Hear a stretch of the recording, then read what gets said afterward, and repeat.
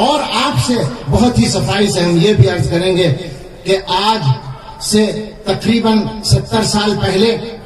ہمارے قائد مجاہد ملت حضرت مولانا حفظ الرحمان سہاروی رحمت اللہ علیہ نے پارلیمنٹ میں کہا تھا کہ آج اگر ہندوستان کی سرزمین پر گاندھی جی، جواہر لال نہرو اور سردار پٹیل کو کوئی حق حاصل ہے تو وہی حق حسین احمد، کفایت اللہ اور حفظ الرحمان کو بھی حاصل ہے، اور اس حق کو کوئی چھین نہیں سکتا۔ آج یہ عاجز بندہ، کمزور بندہ